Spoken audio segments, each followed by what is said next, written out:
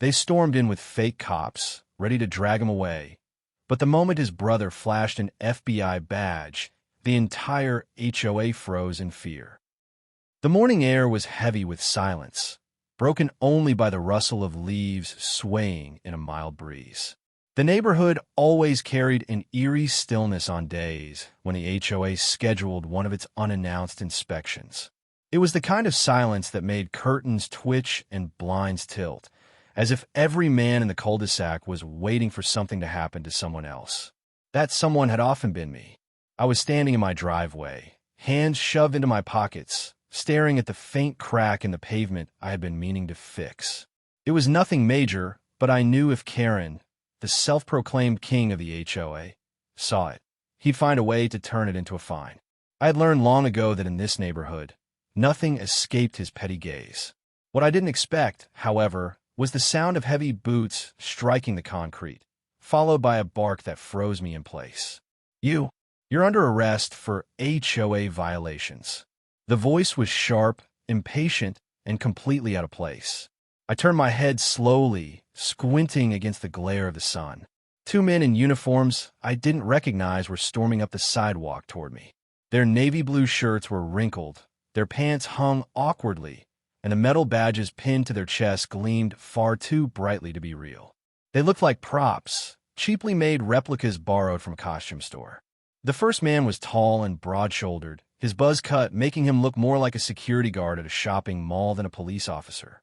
His partner was thinner, with shifty eyes that darted from me to the houses around us, as though he was aware of being watched. Neighbors were already peeking through their blinds. I could see Mr. Dalton across the street pulling his curtain aside, his eyes wide with curiosity. Another neighbor leaned against his window frame, whispering to someone inside. Within seconds, I knew the entire block would be buzzing with gossip. The taller man shoved something into my face, a badge. Up close, it was even more laughable. The metal was scratched, the engraving shallow, and the lamination of the ID beneath was peeling at the corners. "Come with us," he ordered, his jaw tightening as though daring me to resist. "You've broken community laws, and now you'll answer for it." My pulse quickened, but not from fear. My instinct screamed that this was no official arrest. It was a stunt, a performance stage for humiliation.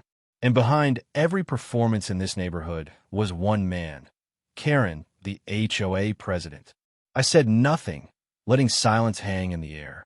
The thinner man stepped forward, his voice trembling as he added, "Don't make this harder than it has to be." I studied them carefully. Their boots weren't regulation, their belts lacked proper gear, and not a single radio crackled at their hips.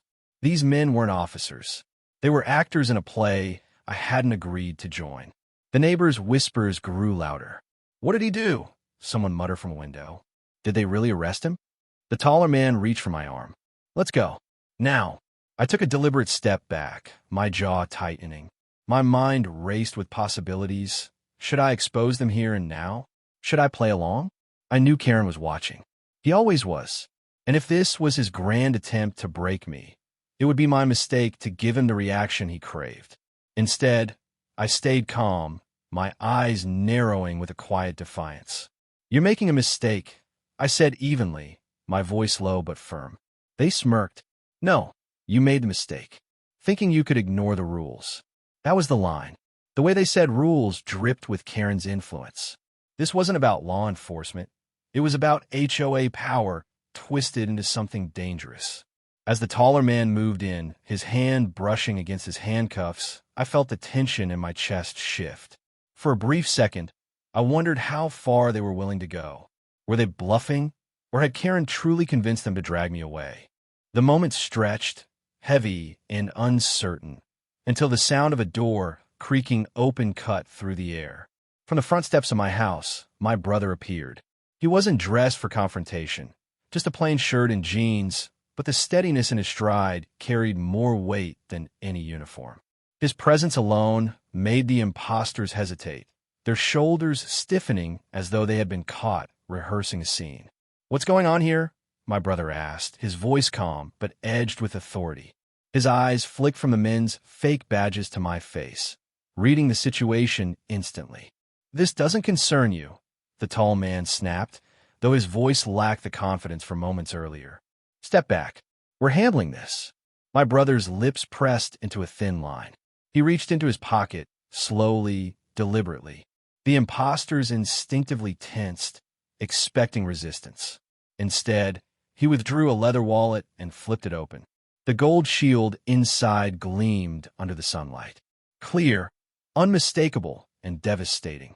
"Federal Bureau of Investigation," he said flatly, his voice carrying like a hammer, striking steel. The reaction was immediate. The taller man's bravado evaporated, his mouth falling open. His partner's eyes widened, darting around as if searching for an escape. The thin man stammered, his voice cracking. "You're—" "Yes," my brother interrupted, snapping the wallet shut with a crisp motion. "And you're about 3 seconds away from being in a world of trouble." Gasps erupted from across the street. Neighbors pressed closer to their windows, mouths agape. One man even stepped onto his porch, shaking his head in disbelief. The shift in the air was palpable. Suddenly, it wasn't me on trial. It was them. The impostors froze in place, their faces draining of color. Their cheap uniforms now looked like costumes, their fake authority crumbling under the weight of the real thing. I glanced toward the row of houses at the end of the street, scanning for the man who had orchestrated this mess. And there he was, Karen. His smug face peeked through his upstairs window, the faint outline of a smile faltering as the reality sank in. He thought he had staged my downfall. He thought the neighborhood would watch me dragged away in shame. But now, as my brother stood tall with the FBI badge gleaming in the sunlight, Karen's plan was collapsing. The taller imposter finally found his voice, though it came out shaky. This is a misunderstanding." My brother stepped closer, his gaze unyielding. "Impersonating federal law enforcement is not a misunderstanding.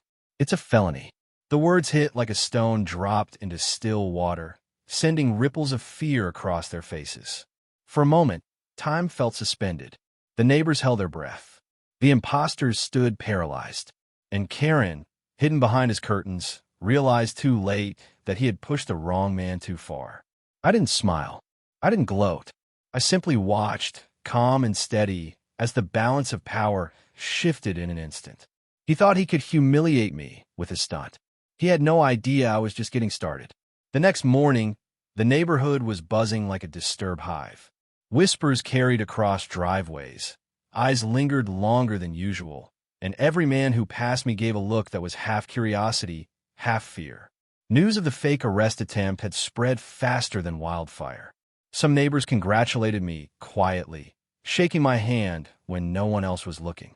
Others kept their distance, worried about being caught on the wrong side of Karen's wrath. Karen thrived on moments like this. He fed off control, off fear, off the silent obedience of men too tired to resist his endless rules. And now, more than ever, he was determined to make an example of me. Karen was the kind of man who never just walked. He strutted. Every step carried a sense of entitlement, as though the sidewalks themselves belonged to him. He wore the same uniform daily, neatly pressed polo shirt tucked into khakis, clipboard clutched in his hand like a sword. That clipboard was his weapon. Every page was a list of infractions: grass too long, fence paint slightly faded, driveway stained from rain runoff. It didn't matter how minor the detail was. If Karen could spin it into a violation, he would. "Your mailbox is leaning by half an inch," he once told Mr. Lawson, his tone dripping with superiority. "That's a $75 fine." Mr. Lawson had protested, his voice breaking with frustration. "Half an inch? It's a mailbox, not a skyscraper." But Karen simply tapped his clipboard and smirked. "Rules are rules. Don't like it? Move." That was his favorite phrase. "Don't like it? Move." He said it so often that some neighbors had started repeating it behind his back in mocking tones. But never loudly, never within earshot, because Karen had a way of making dissenters regret their courage. One man, Mr. Hayes, had dared to call him out during a meeting, accusing him of pocketing HOA funds. Within a week, Hayes was slapped with 10 separate violations, ranging from improperly stored garden hose to unapproved lawn ornaments. The pressure became unbearable, and Hayes eventually sold his house at a loss just to get away. Karen celebrated it as a victory for community standards. That was Karen in a nutshell: power-hungry, arrogant, obsessed with control. He wasn't content with simply enforcing rules. He wanted obedience, submission, the kind of dominance that made men tremble when they saw his car pull into the cul-de-sac. And when he wasn't bullying residents directly, he worked behind the scenes, spreading poison. He whispered lies to anyone who would listen, painting anyone who resisted him as dangerous or unstable. One man was accused of hosting illegal gatherings just because his friends came over to watch football. Another was branded a risk to the community after refusing to sign a petition Karen pushed. He especially hated me. Why? Because I refused to bow. Every fine he issued me went unpaid. Every threat he mailed me went unanswered. When he scribbled demands as letters, I sent them back unopened. My calm resistance was his greatest frustration. He thrived on fear, and when I showed none, it exposed him for what he really was: a bully desperate for control. The more I ignored him, the angrier he became. And the angrier he became, the more reckless his tactics grew. At first, it was petty harassment. Notes slipped under my door. Anonymous complaints filed about noise that didn't exist. A camera suddenly installed on the lamppost across from my house. For safety, Karen claimed. But everyone knew the truth. He wanted eyes on me, 24 hours a day. Then came the fines. Ridiculous, almost laughable charges. Grass 1 inch too tall, $100. Car parked facing wrong direction, $150. Fence slats not aligned properly, $200. I kept the notices stacked neatly in a drawer, each one a testament to his obsession. My neighbors watched nervously, some pitying me, others grateful it wasn't them. But Karen wasn't satisfied with paper battles. He wanted spectacle. He wanted to break me in public, to make me the cautionary tale whispered about in driveways. That was why he orchestrated the fake arrest. He thought it would humiliate me, strip away my defiance, and restore his crumbling image of invincibility. Instead, it had exposed him. Still, Karen wasn't the type to back down after a failed attempt. If anything, failure only fueled his ego. That afternoon, I watched from my window as he strutted down the street with his clipboard, stopping at every house. He spoke in hushed tones to each neighbor, gesturing toward my home, his expression twisted with disdain. Some men nodded reluctantly. Others crossed their arms defensively, but Karen didn't care. He was planting seeds, the kind of poison that would grow quietly until it strangled. Later, as the sun dipped behind the houses, I stepped outside to get the mail. Karen was standing at the end of my driveway, arms crossed, a smug smile tugging at the corners of his mouth. "You think you're clever," he said, his voice low enough that only I could hear. "You embarrass my men today." "Your men?" I asked, arching a brow. His smile faltered for just a second, then returned. "Don't play dumb. This neighborhood follows rules. If you can't handle that, maybe you should pack up and leave." I held his gaze, saying nothing. Silence was the one thing he couldn't stand. "You're not untouchable," he continued, his tone tightening. "You may think your little act today gave you the upper hand, but I always win. Always." He tapped his clipboard once, sharply, before turning on his heel and striding away. His words lingered in the air like smoke from a dying fire. For a moment, I considered brushing it off as another empty threat. But something in his tone told me he was planning something bigger, something more dangerous. His arrogance blinded him, but his desperation made him unpredictable. That night, as I sat on my porch, I saw the red glow of a cigarette flare in the distance. Karen, standing by the lamppost, staring at my house, smoke curling around his head like a crown of ash. He thought I was powerless. What he didn't realize was that every move he made was another thread in the web tightening around him. The more he pushed, the closer he came to his downfall. And when it came, it wouldn't just strip him of power. It would shatter him completely. The knock on the door that morning was unlike any other. It wasn't the casual rap of a delivery driver or the familiar tap of a neighbor stopping by. It was heavy, deliberate, 3 strikes that carried weight. The kind of knock that demanded obedience. The protagonist froze halfway down the hallway, his mug of coffee trembling slightly in his grip. For weeks, he had been the target of harassment, bogus fines, forged letters threatening legal action, and complaints that made no sense.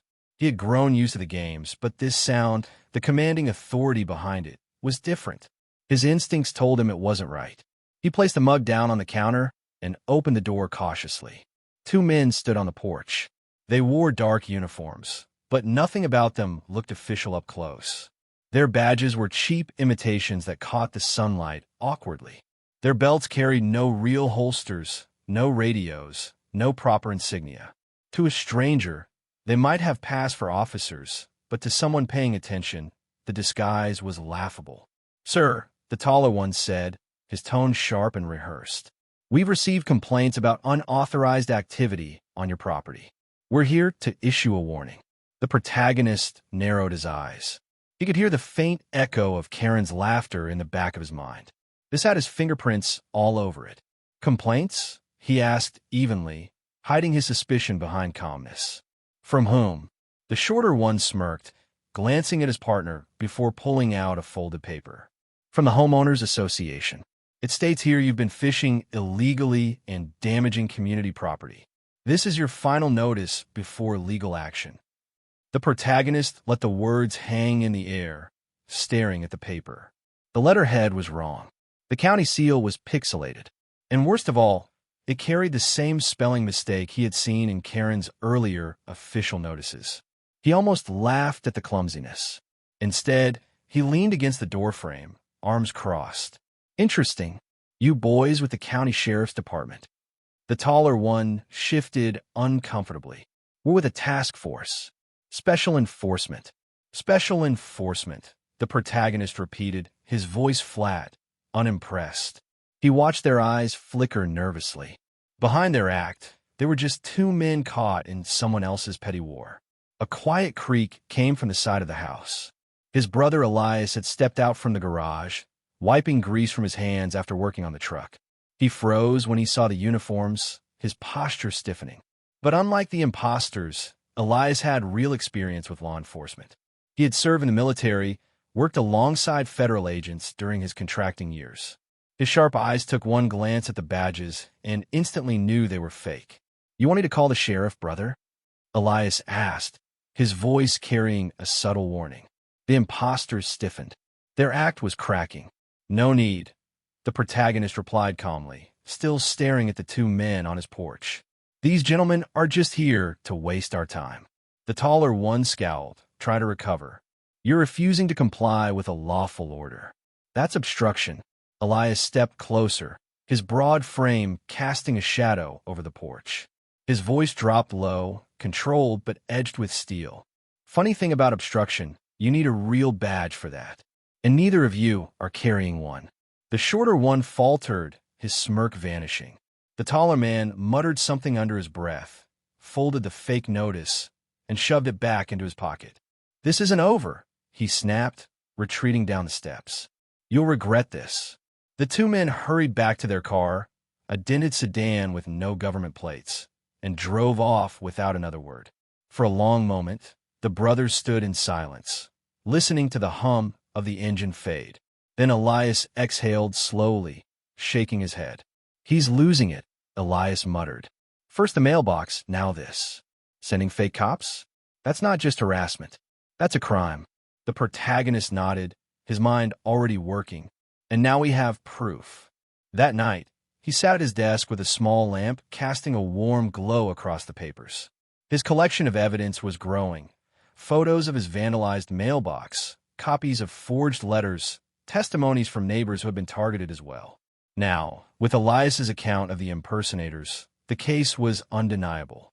He picked up his pen, jotting down every detail while it was fresh in his mind.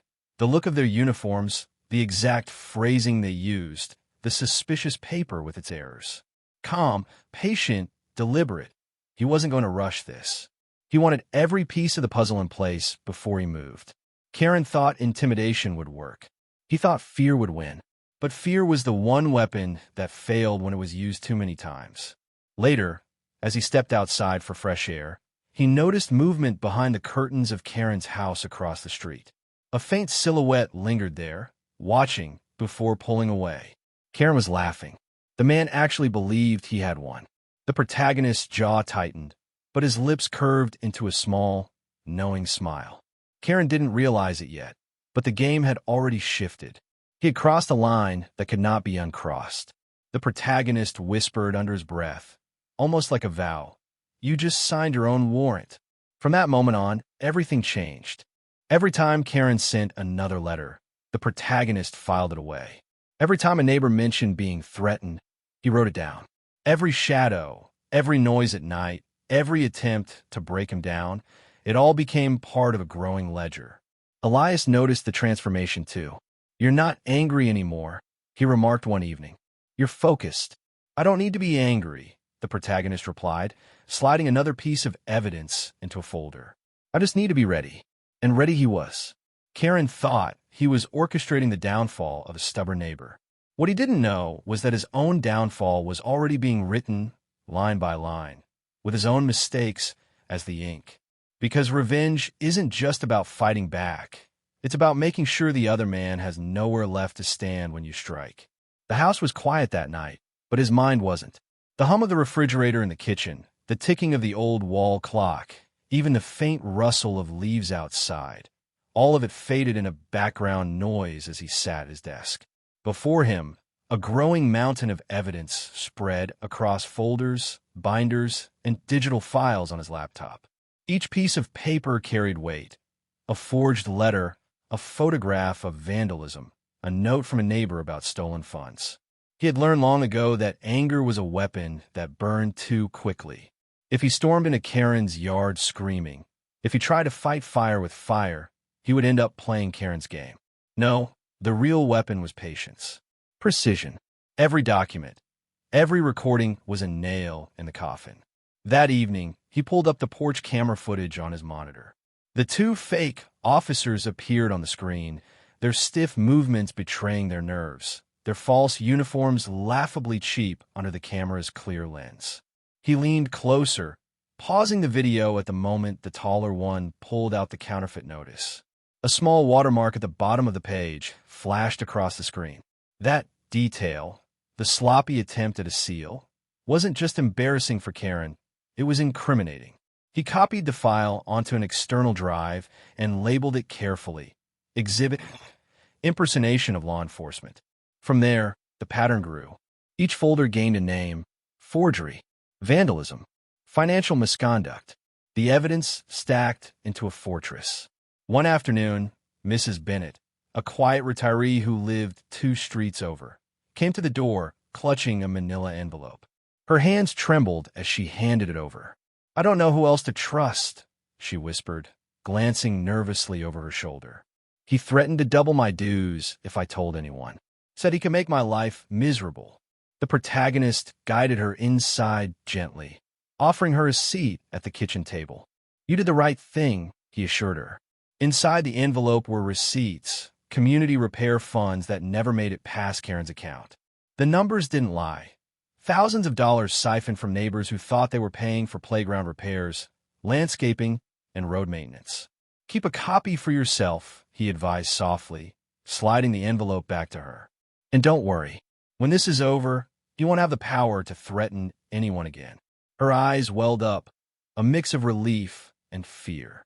She nodded, whispering, "Thank you," before slipping back out the door. Elias entered the kitchen just as she left. He picked up one of the receipts, studied it, and shook his head. "He's not just arrogant. He's sloppy," Elias muttered.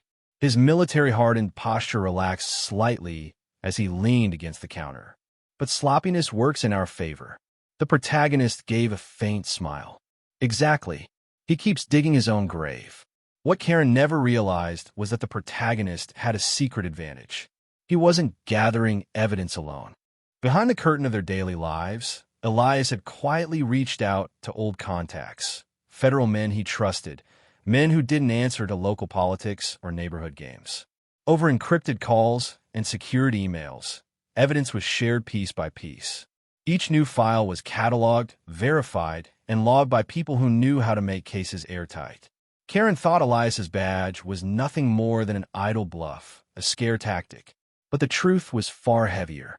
Every smug laugh behind his curtains, every threat slipped into a neighbor's mailbox, every stunt he pulled was already under silent review by the kind of people Karen could never bully. But even with the law on their side, danger remained. Late one evening, the protagonist noticed headlights lingering outside his house. The same sedan from before, the impostor's car, sat idling across the street. He stepped onto the porch, his presence illuminated by the overhead light. The car didn't move. Two silhouettes sat inside, unmoving, watching. Elias joined him, standing tall with arms folded. His voice was calm, but there was iron beneath it. He's escalating. He knows you're not scared, so now he wants to rattle you. The car finally rolled away, disappearing down the block. But the message was clear. Karen wasn't finished playing games. The protagonist took a deep breath, steadying himself.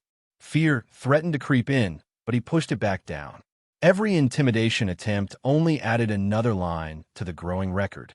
Days turned into weeks, and the evidence piled higher. A neighbor caught Karen on camera holding private meetings with his chosen board members in his backyard. Meetings where money was handed out in envelopes. Another found shredded documents in the community dumpster, carelessly tossed away without realizing they could be pieced back together. The protagonist spent nights on the living room floor, surrounded by papers, piecing fragments like a puzzle. One shredded note, once restored, revealed a damning phrase: divert funds, avoid receipts. The discovery gave him pause. His hands tightened around the taped paper. It was no longer just about harassment, it was outright fraud. "Elias," he called, voice steady but edged with triumph. "Come look at this." Elias crouched down, studying the taped words.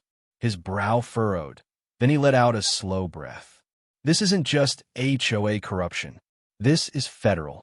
The protagonist sat back, exhaustion washing over him, but beneath it was satisfaction. Piece by piece, the picture was becoming undeniable. Karen had not only tried to break him, he had built a trap around himself. One evening, as the brothers reviewed the files, Elias looked up and asked quietly, "You ever wonder what happens when he realizes what's coming? When he finally sees the net tightening?" The protagonist didn't hesitate. His eyes were steady, his voice calm. By the time he realizes, it'll be too late. The law will already be at his door. Elias studied him for a long moment, then nodded. "Good. Then let's make sure every stone is turned over." Together, they worked deep into the night, the sound of shuffling papers and clicking keys filling the room. Outside, Karen's house stood dark, his curtains drawn, his arrogance shielding him from the storm quietly building on the other side of the street. And so, the evidence fortress grew, quietly, steadily, unshakable. By the time it was finished, it wasn't just a defense. It was an attack. The protagonist didn't need to shout. He didn't need to fight.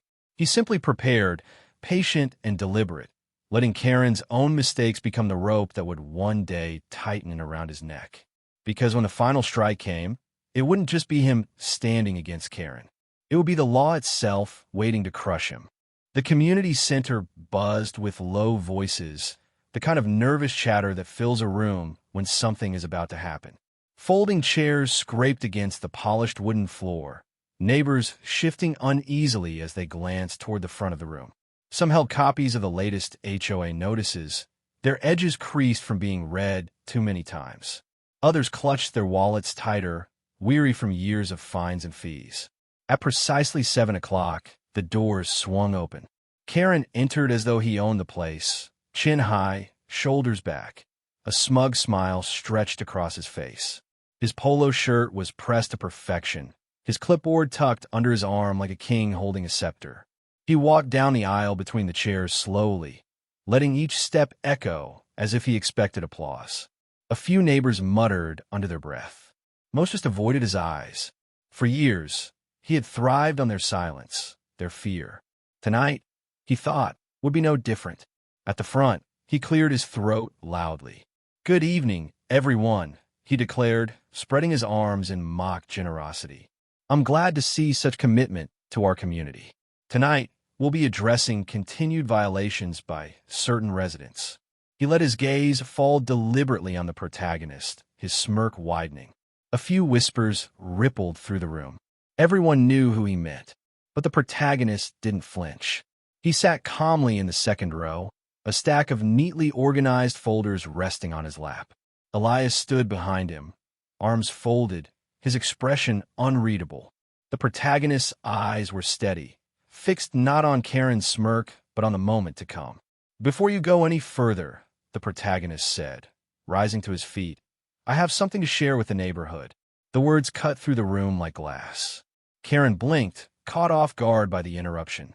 "Excuse me?" he demanded, his voice tight with authority he no longer fully controlled. The protagonist walked to the front, each step deliberate, carrying the folders like a man carrying a verdict. He set them on the table beside Karen's clipboard and slowly opened the top one. The air in the room shifted. Neighbors leaned forward, curiosity mixing with anticipation. "Let's start," he said calmly. "With the night 2 men showed up at my home pretending to be police officers." He pressed a button on a small remote. A projector flickered to life, casting grainy but clear footage from his porch camera onto the white wall behind them. The impostors appeared, shoving fake badges toward the camera, barking false orders. Gasps erupted from the crowd. Karen's smile twitched but didn't vanish. He chuckled, shaking his head. "Really? You're showing them edited video? Anyone with a computer could fake that." The protagonist didn't respond. Instead, he opened the second folder. Inside were signed statements from neighbors, each describing harassment, threats, and suspicious financial practices. He laid them out one by one, the papers covering the table like cards in a rigged deck. A murmur spread through the room. People recognized their own handwriting, their own words. Karen tried to laugh again, but it came out brittle. "Fabrications. All of it. He's just trying to." The protagonist cut him off, his voice calm but firm. "Then explain this." He pulled out the bank statements, clear, undeniable records showing funds meant for community projects rerouted into Karen's personal account. The numbers spoke louder than any argument. Every misplaced dollar was a blade, cutting through the last threads of Karen's defense. Silence fell. The smug confidence that Karen wore, like armor, began to crack. Sweat glistened at his temples. His hand twitched toward his clipboard, as if hiding behind it might protect him. "You think this proves anything?" Karen snapped, his voice rising. "It's taken out of context. It's all—" A chair scraped across the floor. Mr. Howard, a longtime resident who had once stayed quiet under Karen's rule, stood up. His voice was low, steady, but filled with years of bottled frustration. "I paid for my driveway to be repaired 3 times. It never was. That money went straight into your pocket." Another man rose. "You fined me for leaving my trash out while your own bins sat there for days. You threatened to tow my truck." Then another, and another. The dam had broken. Karen's face flushed crimson as voices rose around him, neighbors turning not just their words but their backs on him. The smirk was gone, replaced by desperation. He held up his hands, stammering, "No, no, you don't understand. They're lying. He's lying." Then Elias stepped forward. He didn't raise his voice. He didn't need to. His presence commanded the room. "My name," he said, pulling out his wallet and flashing the badge with practiced precision, "is Special Agent Elias Carter, Federal Bureau of Investigation." Gasps rippled through the hall. Karen staggered back a step, his mouth opening but no sound coming out. Elias continued, his tone calm, factual, cutting. "For weeks, I've been reviewing evidence against this man. Financial fraud, harassment, and the impersonation of law enforcement.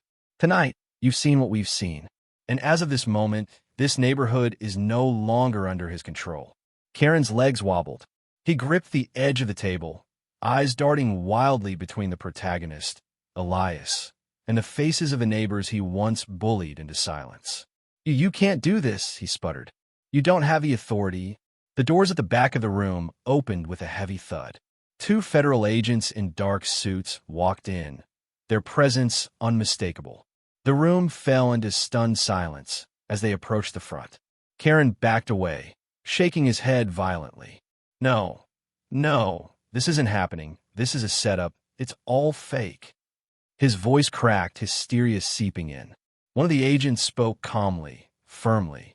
"Karen Miller, you are under arrest for fraud, harassment, and impersonation of law enforcement. You have the right to remain silent." The words rolled out like a hammer striking steel. Karen's clipboard slipped from his hands, clattering to the floor. His knees buckled as the agents cuffed his wrists behind his back. The once proud tyrant now stood hunched, humiliated, his face pale, his voice reduced to pathetic whispers. "Please wait. I can explain. I was just trying to." But no one was listening. The neighbors he had tormented for years watched in silence, their faces hard, unflinching. A few even turned away, not in fear, but in dismissal. Karen had thrived on their attention, their compliance. Now, he was nothing more than a spectacle. The agents led him out of the room, his footsteps dragging, his head bowed. The protagonist stood still, his hands resting lightly on the now empty folders. He looked around the room, meeting the eyes of his neighbors. For the first time in years, the air felt light, free. Karen's reign of terror ended not with power, but with humiliation. The neighborhood felt strangely quiet the morning after Karen was taken away in handcuffs. The air carried a silence not of fear, but of relief, like a storm had finally broken and left calm skies behind. For years, the residents had walked these streets with hunched shoulders and lowered voices, always careful not to draw the HOA's wrath. But now the oppressive weight that had hung over every porch, driveway, and yard was gone. And yet, beneath the calm, there lingered unease. No one wanted to say it out loud, but the question sat in every man's mind. Was it truly over? I felt it myself as I stepped onto my porch, coffee in hand, and watched the neighbors moving cautiously about their day. Elias from across the street swept his walkway, but his eyes darted toward the corner as if expecting Karen's black SUV to roll up with another threat. James trimmed his hedge, but he worked in quick bursts, glancing at the street like someone preparing to run. It would take time for trust to rebuild, and for the shadow of Karen's reign to fade. The official announcement came 2 days later. The county issued a statement declaring the HOA dissolved, its fraudulent fines void, and all remaining funds restored to the residents. Copies of the notice were stapled to every community bulletin board, posted on the gates, and slipped into mailboxes.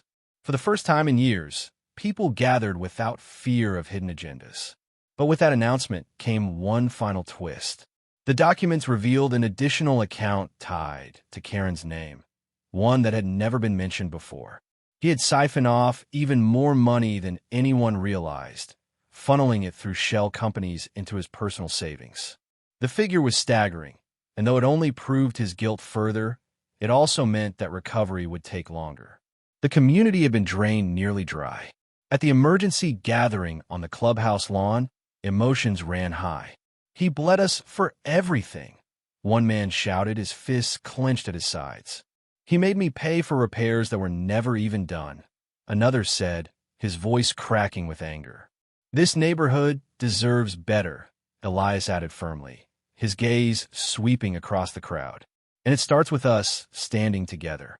There was a murmur of agreement. For the first time, people weren't afraid to speak openly. Karen's shadow was gone, but in its place lay the challenge of rebuilding. I stood at the edge, listening, my brother beside me. He had swapped his formal FBI suit for casual clothes, but there was still an air of authority about him that made the others glance his way.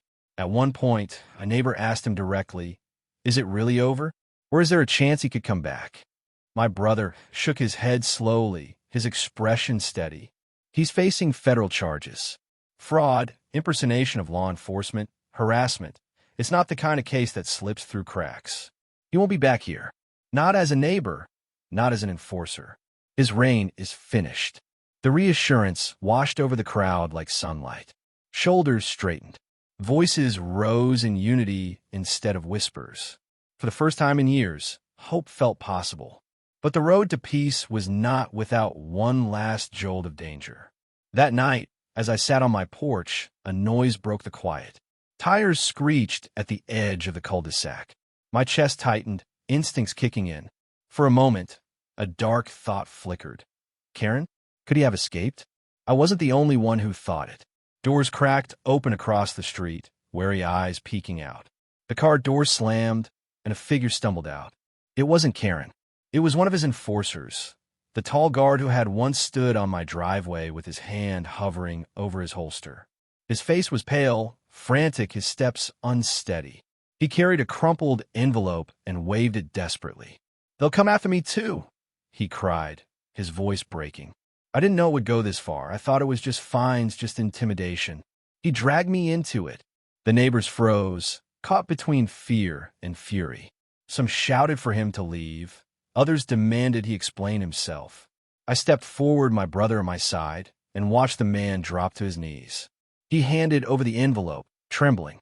Inside were more documents, proof that Karen had been recording every illegal action his guards committed, ready to throw them under the bus if things went wrong. It was leverage, blackmail, a guarantee of silence. But now that leverage had flipped into evidence, and the guard wanted protection in exchange for cooperation. My brother didn't flinch. "You'll testify," he said calmly, slipping the papers into a folder. "If you're telling the truth, it'll go easier for you. But if you lie—" "I won't," the man interrupted, his eyes wide with terror. "I've had enough. I just want to be free of him." The neighbors watched in silence as federal agents, alerted by my brother's call, arrived to take the man into custody. The incident left us shaken, a stark reminder that even when a tyrant falls, his shadow can linger. But also brought closure. Karen hadn't only betrayed the neighborhood. He had betrayed his own men. His arrogance had poisoned everything around him, ensuring that when he fell, he would fall alone. Days passed. The tension began to fade, replaced by small but powerful acts of healing. Men who once avoided each other now shook hands over fences. Yards that had been left in disrepair blossomed with fresh paint and new gardens. Children laughed as they rode their bikes through the streets, their voices unburdened by fear. One evening, as the sun dipped low and painted the sky in hues of gold and crimson, I sat on my porch again. The same porch where fake cops had once tried to drag me away, where Karen's rules had weighed on me like chains. But now, the chains were broken. My brother joined me, setting 2 glasses down on the table. We clinked them together, the sound sharp in the quiet evening air. "Feels different now, doesn't it?" he said, leaning back in his chair. "Like the neighborhood can breathe again," I replied. Across the street, Elias waved as his son pedaled in circles on a bike too big for him, wobbling but grinning ear to ear. James watered his front lawn, humming to himself, his posture loose for the first time in years.